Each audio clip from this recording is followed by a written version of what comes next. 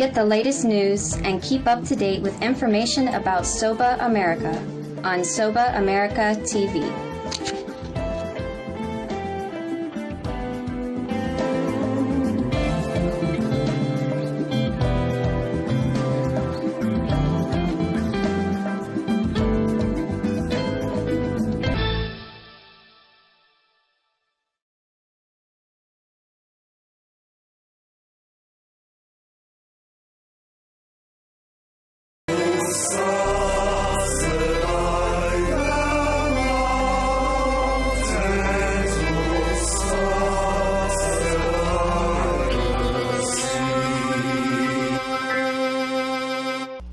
Your success and happiness lies in you.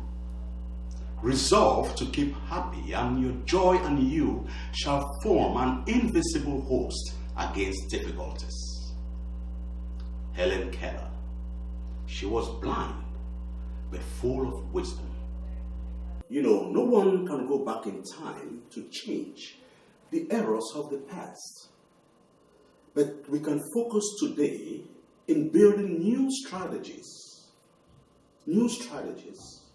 to ensure a wonderful and relevant future. The month of January presents with that unique opportunity. Let's do the news update.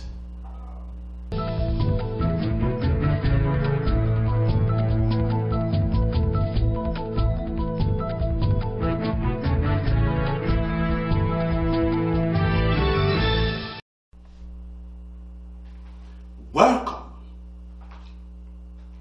By the middle of the first century, churches had already been established in Northern Africa by early converts to Christianity.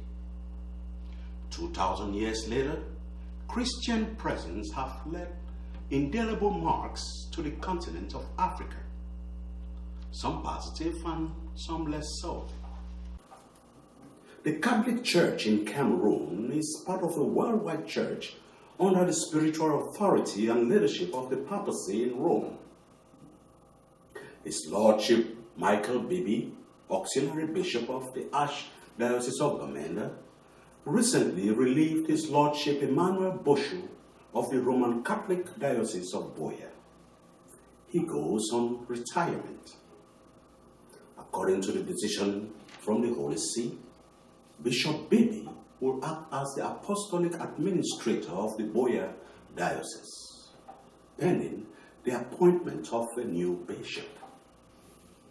On a special and exclusive trip to Boya, listen to this report by Mafani Itwe. Mafani? Thank you, Emmanuel. After Bishop Michael Bibi thanked the Holy Father, Pope Francis, for his recent appointment, he went on to take questions about his diocese and the schools in his diocese, especially St. Joseph's College, Sase, which had recently been moved to Bishop Rogan's College. Here's what Bishop Michael Bibi had to say about his recent appointment and about the move of St. Joseph's College, Sase, to Bishop Rogan's College. Where were you when you got wind of the news of your appointment? How did you take it? How did it get to you? And how was the celebration and the atmosphere after you were appointed? I was celebrating Mass at St. Michael's Parish in Futru when the announcement was read. And when it came out, all I could do was to say, thank you God for giving me this opportunity to serve in the Diocese of Boya as the Apostolic Administrator. Of course, one thing that frightened me was the fact that I'm still auxiliary Bishop of Bamenda, and the Holy Father asked me to take residence in Boya as the Apostolic Administrator. So the question I was asking myself is, how will I manage two dioceses, Auxiliary Bishop of Bamenda and the Apostolic Administrator of the Diocese of Boya? But at the end of the day, I said, if God gives you any responsibility, He gives you the graces and the strength in order to enable you to carry out the responsibility. And it is with that in mind that I willingly accepted, and my appointment was immediate. The announcement came out on the 28th of December 2019, and I was expected to come to Boya immediately.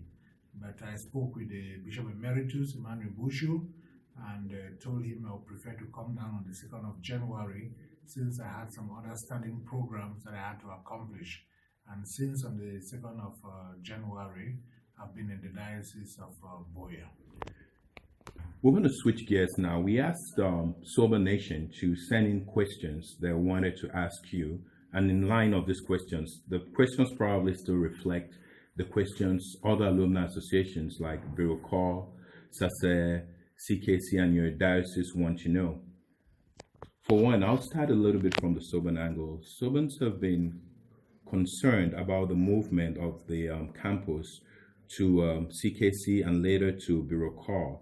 And they're worried that while other institutions have faced similar turmoils, but they've managed to maintain their campuses in the same location. What can you say about your evaluation of the current climate vis-a-vis the crisis, and about the possibility of the campus going back to SASE, which is the number one concern of most Sobans? Yes, I think if the Bishop Emeritus, Emmanuel Bushu, together in consultation with his immediate collaborators, decided to move the campus to CKC Tico and eventually to Bishop Rogan College now, because of the security issue. And I think that it was a temporary measure in order to, address the situation. Yesterday, on Tuesday, the 14th of January, I personally decided to go to the campus in order to see it and how the situation was. And I was pleased in the first place that the place was clean. And of course, the Carmelite sisters are still there. I went to their convent and I spoke with them. They have never been attacked. I went to the presbytery. Monsignor is still there.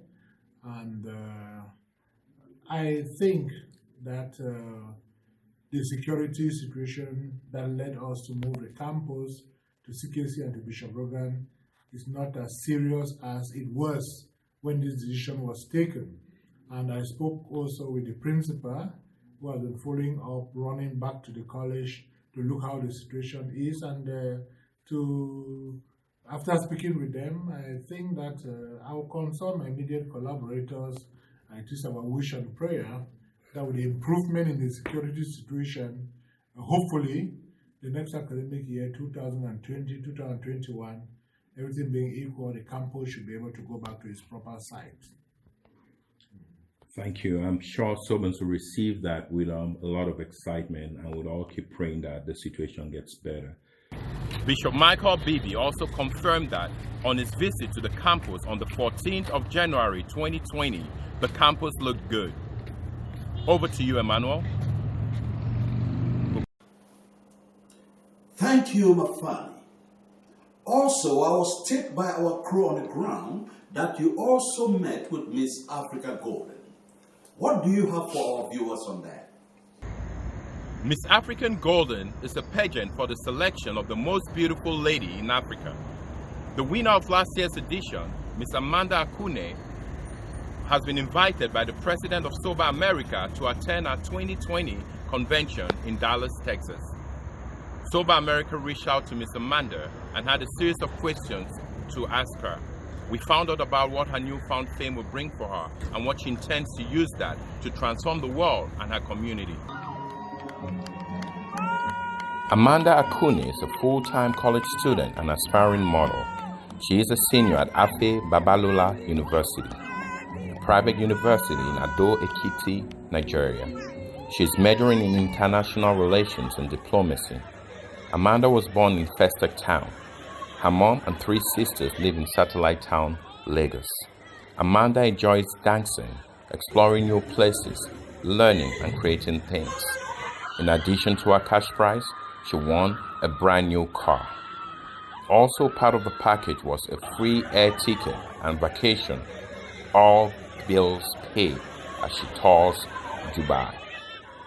She is currently touring India and later Italy as she represents Miss African Golden in 2 new pageants. We reached out to Miss Amanda and asked her what she would do with her newfound fame, and this is what she had to say. Fame comes with a lot of responsibilities. I like to use this platform to be a voice to children. I like to extend my hand of goodwill to the less privileged. Thank you. Viewers, you just heard from Africa's newest beauty queen, Miss Africa Golden, Miss Amanda. If you want to watch the entire interview, stay tuned to Soba America TV. We all hope we'll see Miss Amanda during our 2020 convention in Dallas, Texas. Reporting for Soba America TV, Frederick Mafani Itwe. Over to you, Emmanuel. Thank you, Mafani. Thank you. You are watching Soba America News Update, the pinnacle of diaspora news. Don't go away.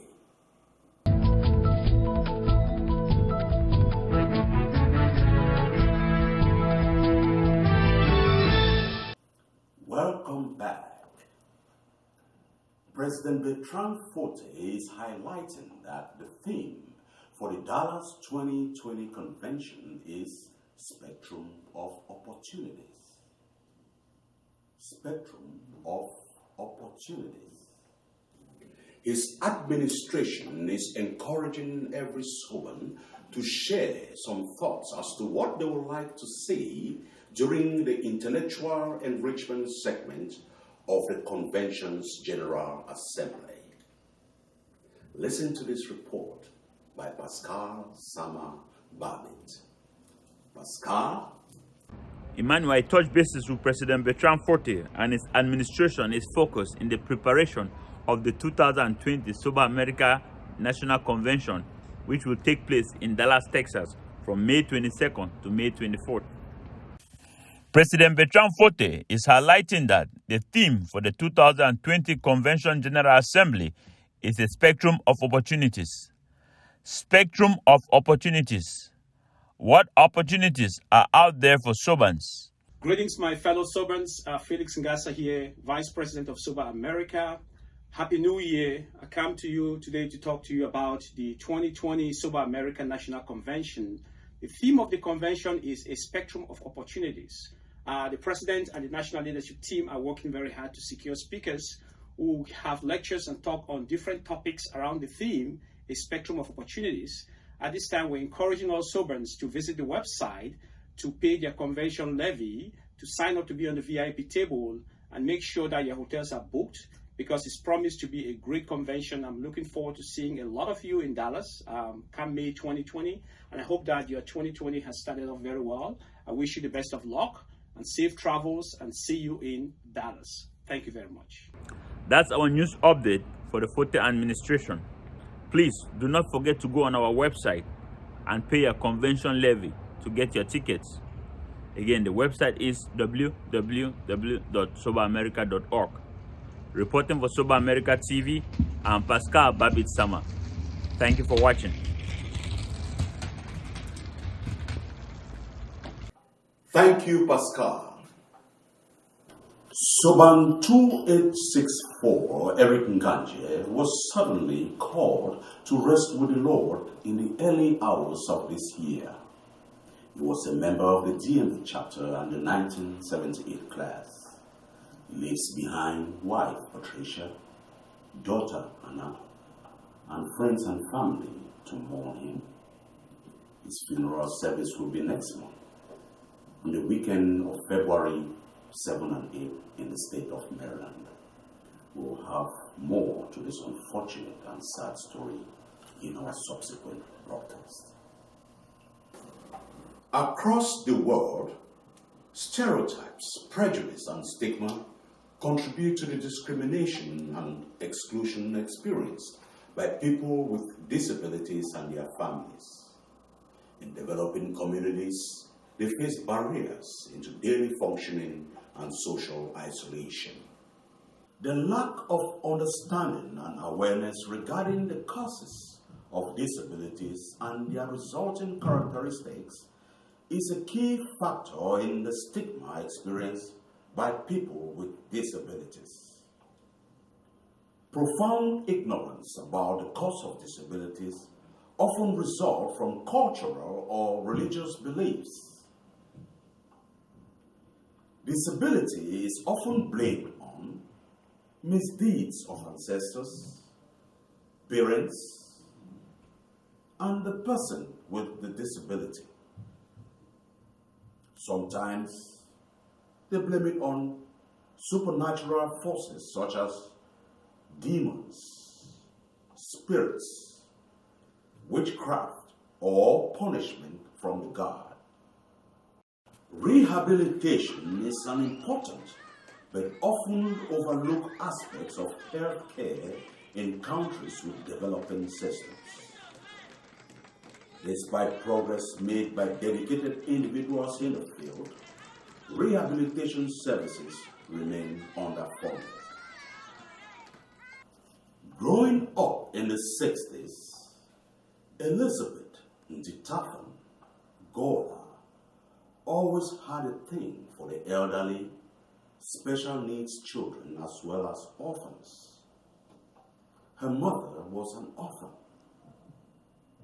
She worked at the National Insurance Fund, CNPS, equivalent to the U.S. Social Security Administration, for 15 years. She is the founder of Timely Performance Care Center, a private and not-for-profit multi-purpose organization with focus on rendering health care, social care, and educational training, especially for children with special needs. She is based in Yaoundé, Cameroon. May God bless her heart. Soba America TV Network News Update reached out to Miss Elizabeth Ntitafan, but she was unable to make it to the studios due to scheduling conflicts. We have, however, invited her for an exclusive report on all her activities in this area during one of our subsequent broadcasts. It is sad that in modern times, governments are not paying enough attention to these very important members of our societies. Studies have once again revealed that in order to effectively address these issues, we must take into consideration a combination of factors: ignorance, prejudice, and discrimination. That's it for our broadcast. Thank you for watching.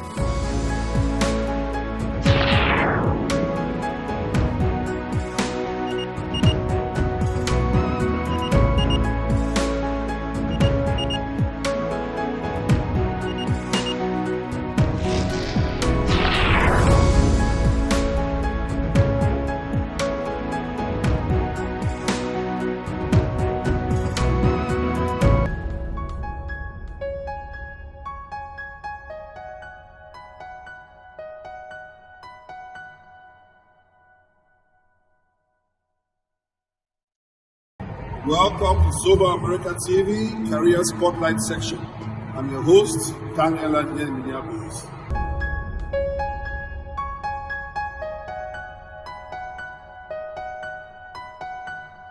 Scrum is a framework within which people can address complex adaptive problems while productively and creatively delivering products of the highest value. Scrum is basically an evolution of traditional project management, but it's a system that's more lightweight, less rigid, a lot more flexible to implement. And because Scrum aims to improve quality and shorten the time that projects can be completed, many companies are at some form of Scrum adoption or transformation. It means that Scrum Master jobs are growing in demand at an alarming rate in almost every industry doing software development. The question is, could one of those jobs be for you? More importantly, Scrum is one of the most transferable, highly sought after, and financially rewarding skills I have come across in IT, which is why we thought we should highlight this career path as one that Sobans and others might want to pursue. Now, if this sounds like your cup of tea, stay tuned for more information from industry experts.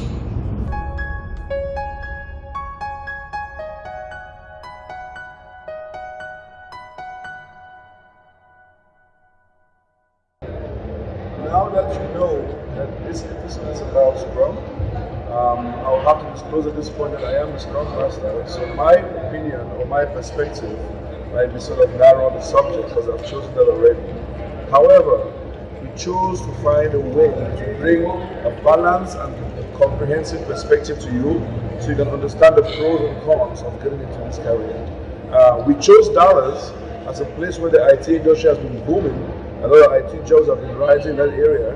And we also identified Serge Olivier Achu, a seasoned IT professional and a Soban, who will give us a balanced and very well organized idea on what it takes to get into this position or to this career path and how we can help you succeed. We're up to Dallas. Serge invited me to have some coffee with him and talk about what's going on with this particular segment. So we'll go up to Dallas now, join us for the ride, and we'll see what we find out in Dallas and what Serge has to tell us about the Scrum Master position. Come on for the ride.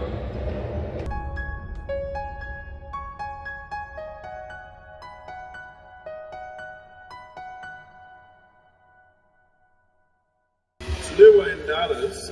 Dallas has earned the name the Telecom Corridor for many of the incentives it provides to newer companies that relocate here in the IT industry.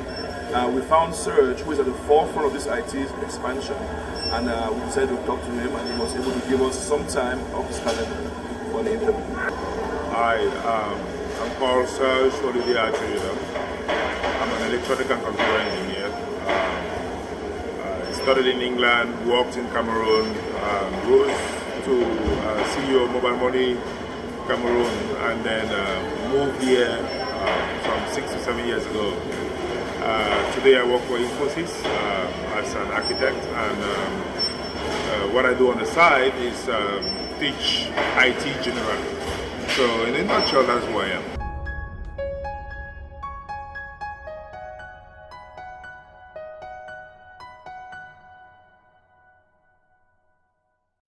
So Serge, there's a lot of hype in our community about the Scrum Master role, right? It's a career. You have been an IT professional for a lot of years, and you've worn very many hats in this IT industry. A question for you is, does Scrum live up to that? A simple answer is yes, but simple answers are the complete picture. So, one, does Scrum live to the hype? Cameroonians are very, very educated. There are people who pass through O-level GCs, A-level GCs, and have degrees. Now, when they come in, they'll be working in an environment where they're very comfortable, where intellectually they're in their element. However, two things. The hype about the money is good. That is true. But what we don't put into, what we need to put into context is that when you come into Scrum Master, you need to be able to be articulate. You need to be able to be articulate. You need to be able to explain yourself. You need to be able to interact with people. If you cannot do that, then it might not be the best fit for you. So, one, the hype is good. It's an easy way to enter the corporate world. However, it's just the door. It's just the door. When you get in, guys, bro, in this country, when you get in, you need to work hard. You need to see, develop, get it, take it to the next level. Yes, I'm in. I'm working with all of these technologies. Which ones do you think even from your own perspectives, are going to last the most? Now, Serge, following that question, of course, there's some learning to develop to become a Scrum Master, right? What is your advice for anybody, young or old, who might be thinking about following this career path, to acquire the knowledge you need to get into this career and do that? So, I like the fact that you added young or old in that because really anybody can do it, right? It's not, there is no huge gaps. Actually, sometimes the older guys are going to be better at this because of the leadership innate soft skill qualities that a Scrum Master needs. Now, for any training, I know we're talking about Scrum Master, but for any training, especially this tech training, what is key? There are four pillars. One, the person should be teaching you useful things that you are going to be carrying on when you get to the job. Okay. So when you talk with whoever is training you, they should try to convince you on that front. The second thing they need to convince you about is how are they going to help you get a job? Are they going to help you with interview skills and stuff like that? The third thing that they need to convince you of is are they going to, and you need to ask these questions, right? How realistic will the projects you guys discuss during the training, how realistic are they to when you actually go to work? Because the more realistic they are, the more you just get to work and then, you know, and you will be going there with the 5 years experience or the 8 years experience that you have said because you have done these things over and over and over again. The last pillar is that person should be able to talk to you, especially for Scrum Master. For the other tech guys, tech environments, this is not as important, although it's important. Soft skills. Soft skills. Scrum Master, as you said to the earlier question, has a lot of soft skills embedded in it. How to manage people, go out and eat with people, learn how to talk American football and talk American football with people. And join the cliques, be the guy that helps them solve one problem and the other. Those type of, on the side skills are what will make you a great Scrum Master, in my opinion. Awesome. I love that answer. And I will go back to something we talked about before the interview started, where you mentioned two very important things. One was social skills, and the second one was how articulate you can be. Because no careers for everyone, obviously. But what you said, I'd like you to touch a little bit on that a little bit more, just to explain how those two things can make somebody good for this career or not. So, obviously, I train people for more than stuff like that, and I do other stuff. So, what I've gotten to recently is that when somebody comes to me, I have a chat session with them. I tell them it's not an interview. I just have a session with them where we discuss everything. I teach them a bit about generally what IT is. But what I try to determine off the bat is this a doer, a quiet doer? Or is this somebody who can, let me put it on a quote, bull X his name. I don't know who is the people for this. I'm not explaining X. Yeah. Who can BS their way through things. Yes. Based on the type of your personality, if you are somebody who can work, who already has a foundation on social skills, or who is ready, if you don't have it, to put weight on people's skills, then yes, you can do Scrum Master. Okay. If you are not, there are so many different things that will give you that 100K jobs. That, again, from the first question you asked to now, there is nothing which is easy. Yes. There is a way. There is, I would say, most Cameroonians who go through our educational system should be able to do it. Yes. Comfortably. But the world is not easy. There is a lot of work that needs to be put in it. You need to work at everything you do. And when you get in, just keep working and you will rise. Because, again, going back to what we said before the interview, we have this thing about, in 2003, people came in, did IT, and when there was a crash, people lost their jobs. Yes, because you learn how to install Windows, and then you think that it's normal for you to be earning $50 an hour installing Windows. You didn't move to Linux that was coming into the day. So when 2003 happened, and IT budget shrunk, they abandoned the Windows and they saw microsystems that were expensive, moved to Linux, and you're out of a job. Very important point. I do believe that Scrum is doable, not necessarily easy. But of course, if you apply yourself to it, what I'm getting from you, you can really make something out of it. Exactly. That's a good summary. Yeah, and another thing that I like about what you just said is that when in the IT industry, going back to some of the things that happened before, when the tree shakes, the certain people stay on. Meanwhile, some other people who have one or two skills might lose an opportunity. So it's good to have a wide breadth of IT knowledge and understanding. The last question I have for you, sir, and I really appreciate everything you've done. You're having coffee. It's sort of impromptu, but as you understand, Scrum itself is agile. It's agile. So we respond to change and we make the best of what we can do. But the last question is, what are some pitfalls from home? If you are somebody who is going to enter into Scrum or learn some things about it, or any other IT field that you teach, or put people. I think we've already visited that path, right? Okay. I'm not going to reinvent the wheel. Yep.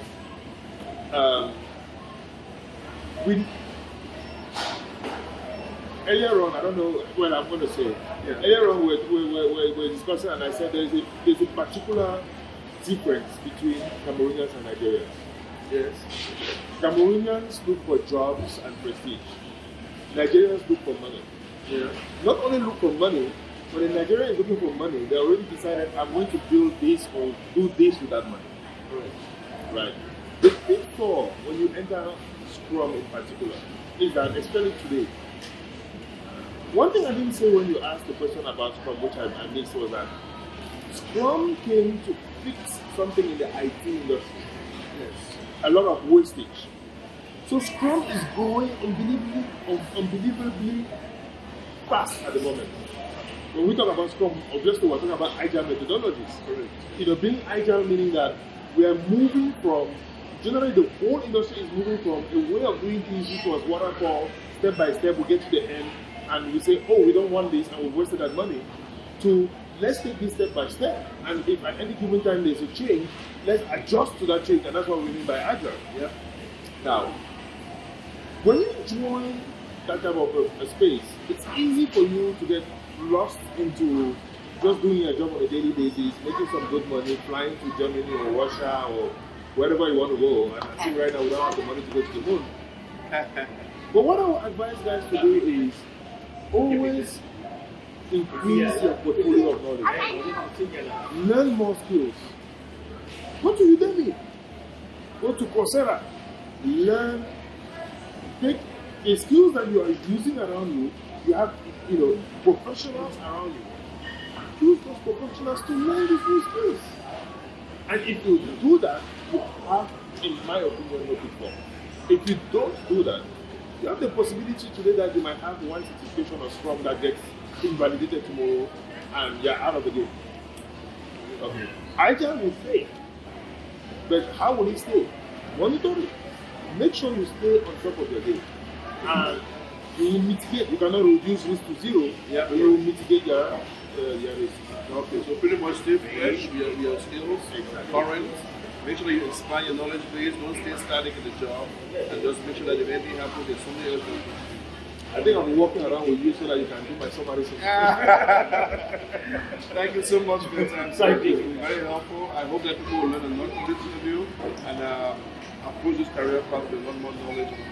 Thank you. I appreciate it.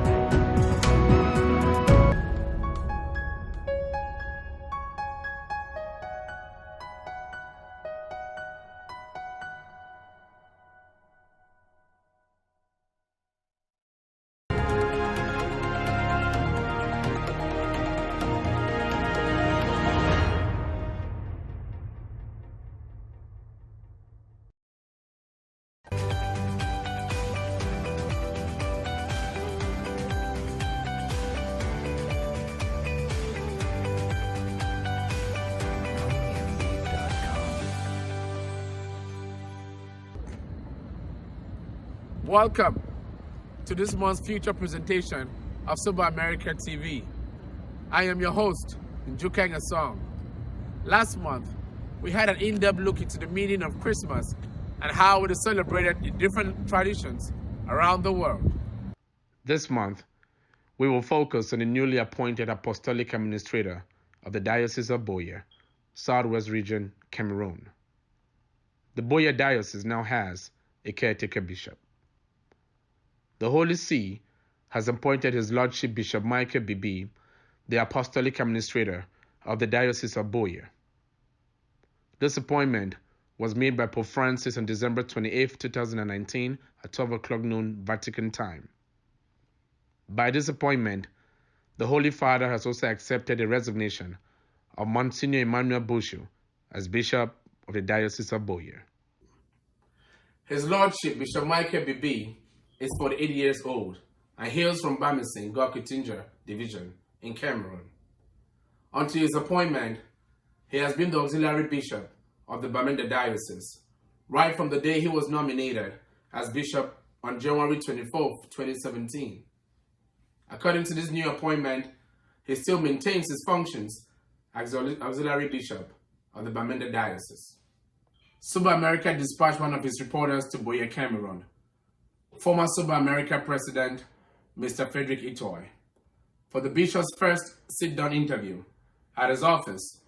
And this is what the bishop had to say about his appointment, reaction from Catholic faithfuls, and how he got the news. My Lord, how did you get wind of your appointment as the Apostolic Administrator of the Boya Diocese? I was celebrating Mass at St. Michael's Parish in Futro when the announcement was read, and when it came out, all I could do was to say, thank you God for giving me this opportunity to serve in the Diocese of Boya as the Apostolic Administrator. Of course, one thing that frightened me was the fact that I'm still auxiliary Bishop of Bamenda, and the Holy Father asked me to take residence in Boya as the Apostolic Administrator. So the question I was asking myself is, how will I manage two dioceses, Auxiliary Bishop of Bamenda and the Apostolic Administrator of the Diocese of Boya? But at the end of the day, I said, if God gives you any responsibility, He gives you the graces and the strength in order to enable you to carry out the responsibility. And it is with that in mind that I willingly accepted, and my appointment was immediate. The announcement came out on the 28th of December 2019, and I was expected to come to Boya immediately. But I spoke with the Bishop Emeritus, Emmanuel Boshu, and told him I would prefer to come down on the 2nd of January, since I had some other standing programs that I had to accomplish. And since on the 2nd of January, I've been in the Diocese of Boya. Thank you, my Lord. And also, we also received news from the Archdiocese of Bamenda that your appointment was received with mixed feelings. While many celebrated your appointment, some said you did such an awesome job, you'll be so missed. So what's your message to those of the Diocese of Bamenda who miss you today and who wish that you were still there, but then again celebrate the fact that you've been elevated in this new role? Yes, I was appointed the Auxiliary Bishop of the Archdiocese of Bamenda on the 24th of January 2017. And my Episcopal consecration ordination was on the 25th of March 2017. And together with the Archbishop of Bamenda, His Grace Cornelius Fontem Eswa, we made a program for pastoral work. And I can say that within the context of the present socio-political crisis in Cameroon, especially what was going on in the Northwest and the Southwest region, it was a big challenge for us to meet up with all our pastoral commitments. And the Archbishop, together with myself, we made it a point of duty that in spite of the challenges, we are going to try to reach the people of God, because we are there because of them. And our priests are found in all the parishes, and we took it upon ourselves to make sure that we also try to make sure we visit all the parishes and also carry out some other activities for the benefit of the Christian people. And of course, when I was transferred, some people were happy that I was going to Boya as the apostolic administrator, Boya being the oldest diocese in the Bamenda Ecclesiastical Province. Of course, some people, we are going to miss you because you will not be there with us again. But I told them, look, the Bishop Emeritus of Boya too will be missed by those who are in Boya. And I am going there to work. Just as you miss me, that's how you have another Archbishop that will come to Bamenda, and I will still be working with the Archbishop who will come. So in that way, there may be a little differences, but I think the same mission of going out and reaching out to the people will be able to carry it out. Of course, as one taking residence in Boya, I will not be available in Bamenda again the way I would have been before. But I will make sure that every month I give a lot of time to Boya, and also it's a bit of time for Bamenda, so that I continue to work until when the Holy Father may do other appointments. Okay. You're welcome to the Boya Diocese, which was marked by different stops along the way, different parishioners lined up, and was described as historic in how the people of the Boya Diocese came out to receive you. What's your message to the members of the Boya Diocese, and how did you take this special welcome? What's your message to them, and how do you appreciate how they welcomed you? I'll first of all begin by saying that right from Bamenda, I had a good number of Christians who accompanied me from Bamenda together with the Archbishop himself. And when we reached Bikoko, there's some of our Christians in the Archdiocese of Douala who joined us, and we went down to the Mongo Bridge. And I was happily surprised with the number of Christians that came out at the Mongo Bridge to welcome me. And from the Mongo Bridge to Tiko Junction there, to the council, then to Mutengene, to Moliko, and eventually to the cathedral where I had benediction. I think I was impressed with the turnout of the people, which was a sign that they accepted, their shepherd that was coming to work with them as the apostolic administrator. It was a sign that they were people of great faith. I appreciated their sacrifices, the sacrifices that they made in order to be out that day. And the only message I will give to them is that as I came and they received me, they made me to feel at home. I know that I'm in my home, and that they will continue to support me, to collaborate with me, so that the pastoral activities that we are going to carry out, we should do it all together. And personally, I told them on that day, I will do everything possible in my power, supported by the grace of God, in order to serve them as much as possible. In part 2 of this interview, the Bishop gives his insight as to why Sase College was moved, his future plans for Sase, the pool tuition system, and his views on life in general. We're going to switch gears now. We asked Soba Nation to send in questions they wanted to ask you. And in line of these questions, the questions probably still reflect the questions other alumni associations like Birocor, Sase, CKC, and your diocese want to know. For one, I'll start a little bit from the Soban angle. Sobans have been concerned about the movement of the campus to CKC and later to Birocor. And they're worried that while other institutions have faced similar turmoils, but they've managed to maintain their campuses in the same location. What can you say about your evaluation of the current climate vis-a-vis the crisis, and about the possibility of the campus going back to Sase, which is the number one concern of most Sobans? Yes, I think if the Bishop Emeritus, Emmanuel Bushu, together in consultation with his immediate collaborators, decided to move the campus to CKC Tiko and eventually to Bishop Rogan College now, because of the security issue. And I think that it was a temporary measure in order to, address the situation.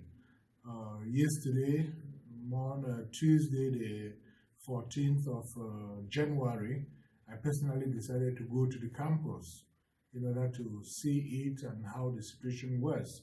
And I was pleased in the first place that the place was clean. And of course, the Carmelite sisters are still there. I went to their convent and I spoke with them. They have never been attacked. I went to the presbytery. Monsignor is still there. And I think that the security situation that led us to move the campus to CKC and to Bishop Rogan is not as serious as it was when this decision was taken. And I spoke also with the principal, who has been following up, running back to the college to look how the situation is, and after speaking with them, I think that I will consult my immediate collaborators, and it is our wish and prayer that with the improvement in the security situation, hopefully the next academic year, 2020-2021, everything being equal, the campus should be able to go back to its proper site. Thank you. I'm sure Sobans will receive that with a lot of excitement, and we'll all keep praying that the situation gets better. There has been a lot of concern among Sobans and many other alumni associations under your diocese about how the funds are managed in the system known as the Common Pool in order to improve not just the current campuses, but all other campuses at the same time. Do you plan to review this process and how this Common Pool functions, given that some schools and some alumni associations like Soba have expressed concern that Soba's pay has been used, its pay has been used as a cash cow, and not enough direct investment goes to SASE, yet it produces significant resources. What are your thoughts on reviewing such processes, given you've just taken over? Do you intend to review it and come up with better methods or study it further? Well, it's not only the Diocese of Boya. In other dioceses in Cameroon and in our ecclesiastical province, we have what we call, like in Bamenda, we have the Solidarity Fund, which means that all the institutions, they, do some contributions that can be able to help the other colleges that cannot make ends meet. And as you know, I'm just coming into the Diocese of Boya. I don't have a historic as far as their financial situations and projects are concerned, but I think it is the concern of every proprietor in every institution to see to it that development projects and renovation should be carried out, because all of us want the students to have a conducive environment to study, and that will be my focus, that will be my target, to make sure that we can have an uplift as far as the college is concerned, and in collaboration with the PTA, with the ex-students, the Sobans, we can put our heads together and see how to make the school to be what we want it to be. And it is my prayer and wish that we get that collaboration and make our alma mater to be a place where, when the ex-students are coming back for any activities, or even the students who are there, when they go home, they should be able to tell their parents we are from SASE, and that the conditions, our conditions of study, of living, is improved.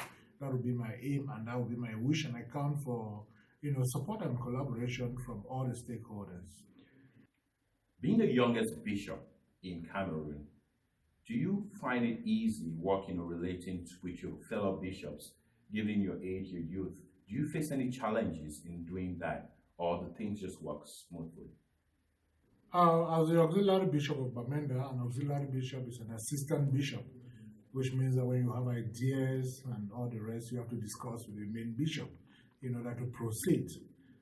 As an apostolic administrator in the Diocese of Boya, I am representing the Holy Father, and I'm managing the diocese on his behalf now until when they will have their proper pastor. And in being in residence in Boya, as the administrator, there are certain decisions that, in consultation with the members of the College of Consultants, Education Council, and the Sobans and other ex-students in the diocese, I can take certain decisions that will be in favor of the young people. I know I'm the youngest bishop in Cameroon by age, not by ordination. And as a young bishop, I know I also have, that attachment to young people. I want to reach out to them. I want to give them hope. I want to let them know that we can do many things together. And I think I will not hesitate to see to it that, my own youthfulness, is combined with the youthfulness of the young people so that they can, cherish, the educational, training that we are giving to them in the church. Okay. So we can. In the last segment of his interview, the bishop sends a message to all alumni groups in the diocese and expands on his vision and philosophy as the apostolic administrator of the Boya Diocese. My Lord, so what's your message to all alumni associations under your diocese? What's your message to them as you take over the reins of the Boya Diocese? My message to all the alumni associations is that as beneficiaries of Catholic education in the Diocese of Boya, I look forward to working with each and every one of them for the good of their alma mater. I count on their collaboration and their advice and their support so that together as a family we can make the alumni associations what they are supposed to be, and of course they in turn will not hesitate to look back where they came from and be able to help their younger brothers and sisters so that they too may grow up to be responsible citizens in Cameroon and out of Cameroon. Another thing is, each bishop always comes in with a philosophy when they take over a diocese of what they plan to do. Can you in broad terms tell us a few things you'd like to improve or focus on during your pastoral journey as a bishop of the Diocese of Boya? The first thing I want to talk about is continuity. The Bishop Emeritus had programs that he has accomplished and some that are in process. As his successor, I have a duty and a responsibility to see to it that I work together with the priests, the religious, the members of Christ Lay Faithful, and all the other alumni associations in the diocese in order to make sure that programs and projects that are uncompleted, we should be able to complete them. Of course, there are new initiatives and plans that will come up as far as the growth of the diocese is concerned. I'm ready to welcome all of this, and together with the other members of the diocese to put our heads together to see what programs and what plans we can have as far as the future of the diocese is concerned. And that is why I'm ready to welcome new initiatives. I'm ready to take advice from all the Christians, people of goodwill, from all the ex-students, so that we can make our diocese to be what it is supposed to be. This is our broadcast for this month. Please come back and join us next month for another feature presentation of Soba America TV.